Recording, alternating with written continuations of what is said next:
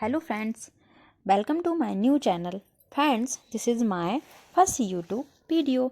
आज के इस वीडियो में हम एक बहुप्रचलित ऑन द काउंटर मिलने वाली दर्द निवारक कॉम्बिफ्लेम के बारे में बात करेंगे, है ना। तो कॉम्बिफ्लेम टैबलेट का कुछ इंट्रोडक्शन देख लेते हैं। जो कॉम्बिफ्लेम टैबलेट होती हैं non steroidal anti inflammatory drug है ना, जो कि इसको सनोफी फार्मा कंपनी बनाती है।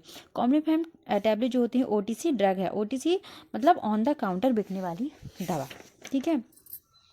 बेसिकली ये जो टैबलेट होती है दो प्रकार के कॉम्बिनेशन से मिलके बनी होती है, आइबुप्रोफेन एंड पैरासीटामोल।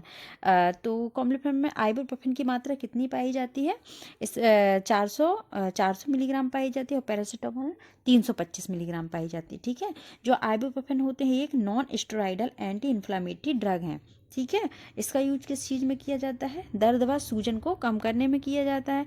और पैरासीटामोल क्या होते हैं? एंटीपायरेटिक ड्रग होते हैं। इसका यूज़ दर्द व बुखार को कम करने में किया जाता है ना।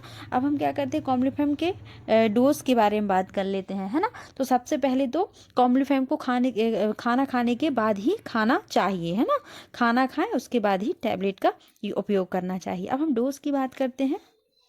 तो पर डे हम टैबलेट 1 से 2 टैबलेट ले सकते हैं मैक्सिमम, है ना, पर डे, है ना।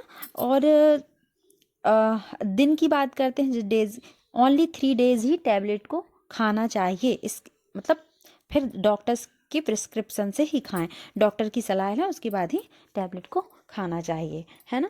क्योंकि ज़्यादा दवाई लेने से, ज़्यादा पावर की दवाई लेने से इसमें क्या होता है, कुछ साइड इफ़ेक्ट हो जाते हैं, है ना।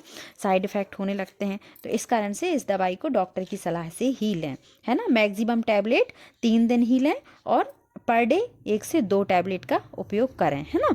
5 से 6 घंटे का गैप रखना चाहिए टैबलेट को, उसके बाद दूसरी टैबलेट लेनी चाहिए। अब हम बात करते हैं कि जो कॉम्बिफ्लेम टैबलेट होती हैं ये किस किस चीज़ में उपयोग होती है ना, किस किस चीज़ में उपयोग होती है। तो सबसे पहले तो ये कॉम्बिफ्लेम का यूज जो होते हैं मसल्स पेन में होता है ना।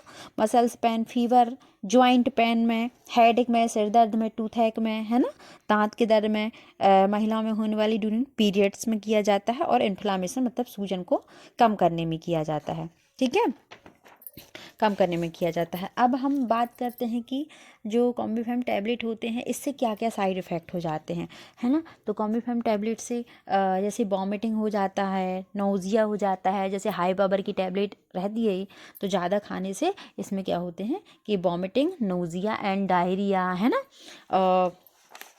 अल्सर, जैसे पेट में अल्सर होने लगते हैं, है ना, ये सारी चीज़ें होने लगते हैं।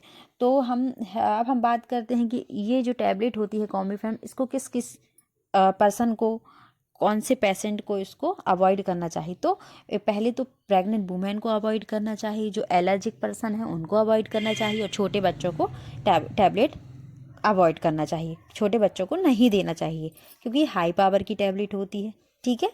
तो इस वीडियो में इतना ही। आगे इसी तरह की जानकारी के लिए इस चैनल को लाइक एंड सब्सक्राइब करें। धन्यवाद।